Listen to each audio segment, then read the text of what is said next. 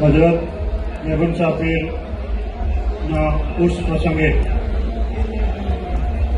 આજના આ કોમી એકતા સમારોહની અંદર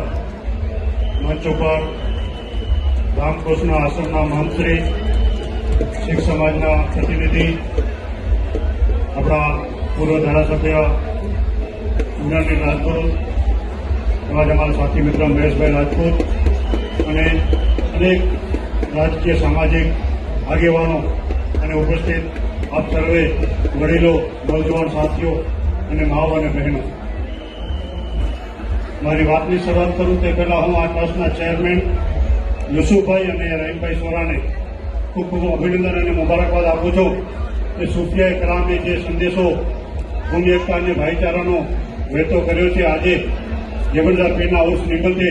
આ મંચ ઉપર હિન્દુનો હ અને મુસ્લિમનો મ હમ બનાવી અને આપ સૌને અહીં ભેગા કર્યા તે બદલ હું જબરદાર પીર ટ્રસ્ટના પ્રમુખ યુસુફભાઈ અને રહીમભાઈ સોરાને ખૂબ ખૂબ અભિનંદન અને મુબારકબાદ આપું છું.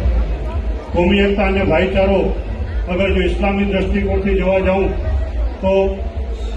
આ હિન્દુસ્તાનની ધરતી ઉપર સૌથી પહેલા ઇન્સાન હજરત આદમ અલૈહિસ્સલામ અમારા નબી આવ્યા અને સૌથી આખરી પૈગંબર હજરત મોહમ્મદ મુસ્તફા સલ્લલ્લાહુ અલૈહિ વસલ્લમ આ ધરતી ઉપરથી તેમણે હિન્દુસ્તાનની તરફ પોતાનો ચહેરો મુબારક કરી અને કીધું હતું કે મને હિન્દુસ્તાનમાંથી મોહબ્બતની ખુશ્બુ આવે છે. અને ત્યાર પછી જે પણ સૂફિયાએ કિરામ આ દેશની અંદર આવ્યા એમને એકતા,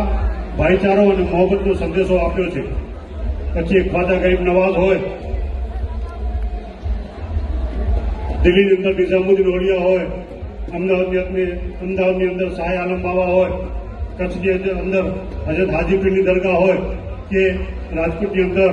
હજરત જેવન શાહ પીરની દરગાહ હોય, આ તમામ ઓલિયાએ કિરામે એકતા, ભાઈચારા અને મોહબ્બતનો સંદેશો આપ્યો છે. આપણે જેને હિન્દુસ્તાન